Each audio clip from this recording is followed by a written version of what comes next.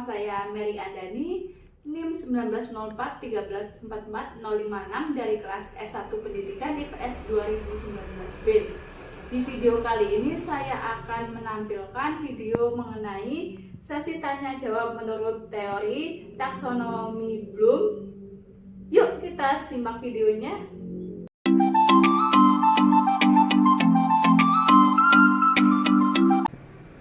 Baik anak-anak, itu tadi sedikit penjelasan mengenai materi interaksi sosial dari Ibu.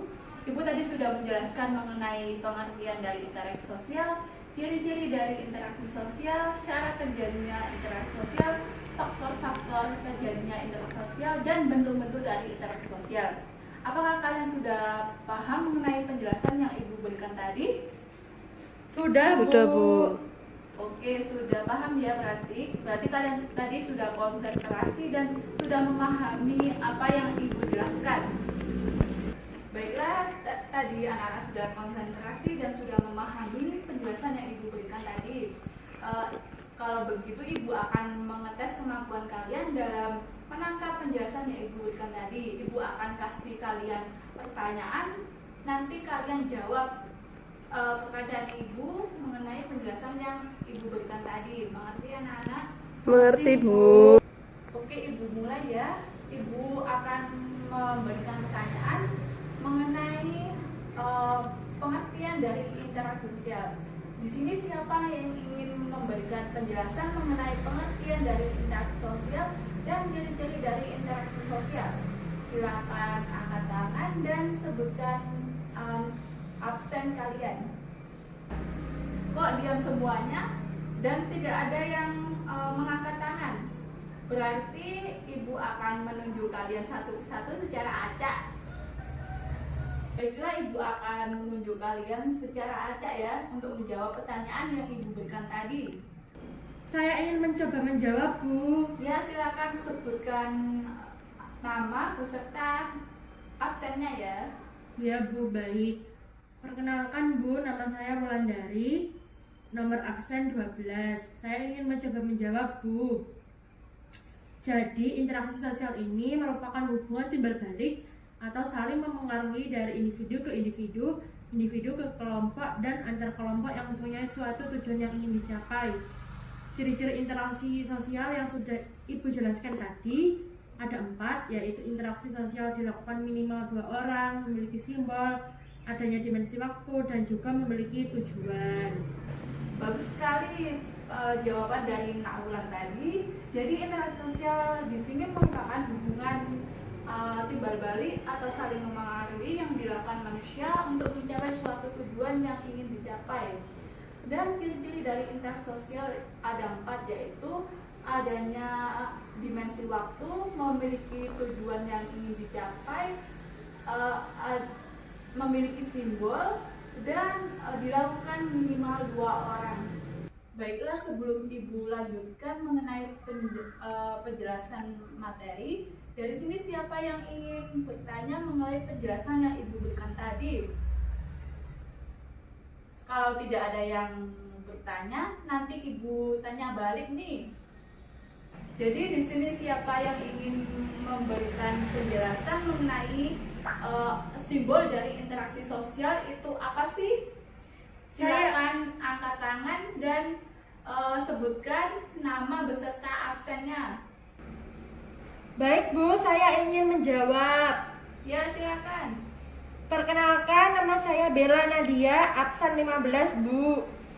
Jadi, simbol merupakan hal-hal yang dimengerti oleh kita dan lawan bicara. Contohnya seperti bahasa, Bu.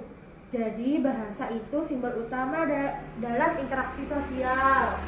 Bagus sekali jawaban dari Nak Bella tadi.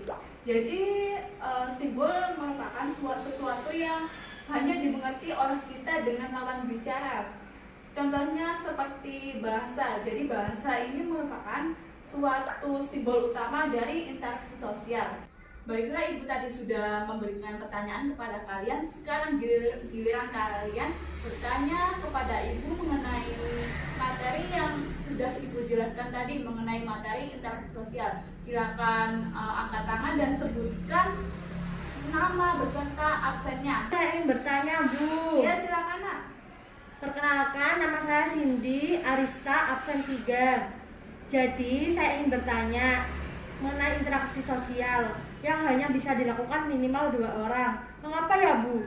Interaksi sosial ini hanya bisa dilakukan minimal 2 orang. Atau interaksi sosial ini juga bisa dilakukan dengan banyak orang, Bu? Bagus sekali pertanyaan dari Nak Cindy tadi. Jadi interaksi sosial ini mengapa sih hanya bisa dilakukan oleh 2 orang, atau bisa nggak sih kalau interaksi sosial ini dilakukan oleh banyak orang? Jadi kita harus kembali ke konsep awal dari interaksi sosial tadi, bahwa interaksi sosial ini harus terwujud dalam aksi dan juga reaksi.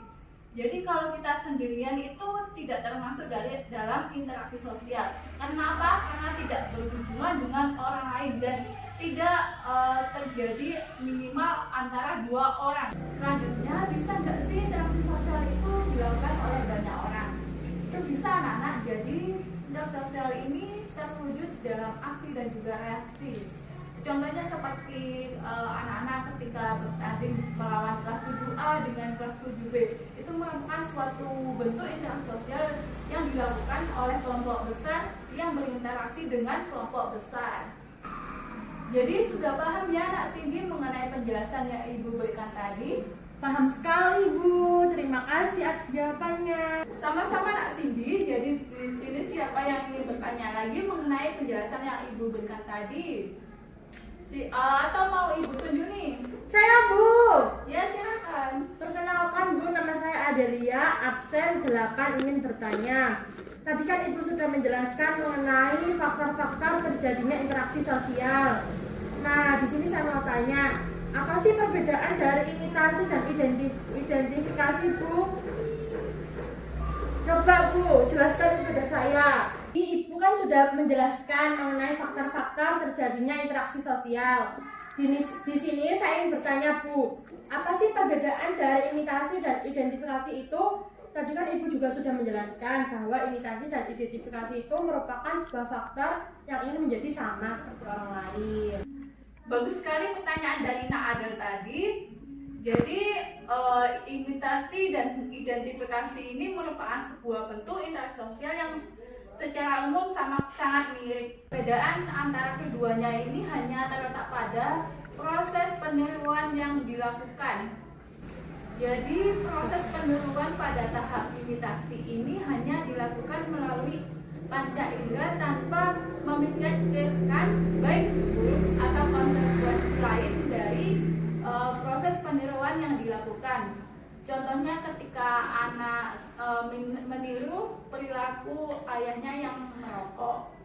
Jadi perilaku anak yang meniru ayahnya merokok tadi merupakan bentuk dari ia hanya meniru melalui stimulus yang ia terima tanpa memikirkan baik buruknya atau konsekuensi yang ia terima.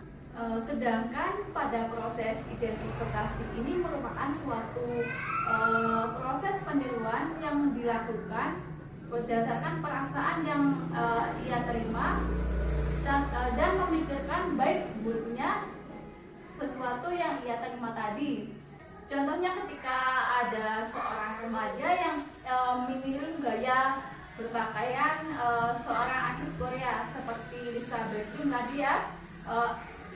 Seorang remaja tadi akan meniru gaya berpakaian, gaya bicara, gaya stylenya, fashionnya, ia akan menirunya dan memikirkan baik atau buruknya pada dirinya. Jadi ia akan merubah semua penampilannya sama seperti idolanya tadi, dengan memikirkan baik atau buruknya dalam dirinya. Jadi sudah paham ya Nak Cindy mengenai penjelasan yang Ibu berikan tadi? Paham sekali, Bu. Jadi Ibu cukupkan sampai di sini dulu pertanyaan anak-anak tadi. Ibu apresiasi sekali dengan pertanyaan beserta jawaban yang anak-anak berikan tadi. Karena pertanyaan kalian tadi dan juga jawaban kalian tadi merupakan untuk menambah wawasan kalian dan juga ilmu kalian dalam memahami materi yang Ibu berikan tadi. Tadi jawaban beserta pertanyaan dari anak-anak sudah bagus. Jadi untuk pertemuan selanjutnya Ibu harap kalian sudah paham mengenai materi yang Ibu berikan tadi. Untuk pertemuan selanjutnya Ibu harap kalian bertanya dan menjawab lebih aktif lagi dari pertemuan hari ini. Mengerti anak-anak? Mengerti, Bu. Itu tadi video mengenai sesi tanya jawab menurut teori taksonomi Bloom. Terima kasih sudah menonton, sampai jumpa.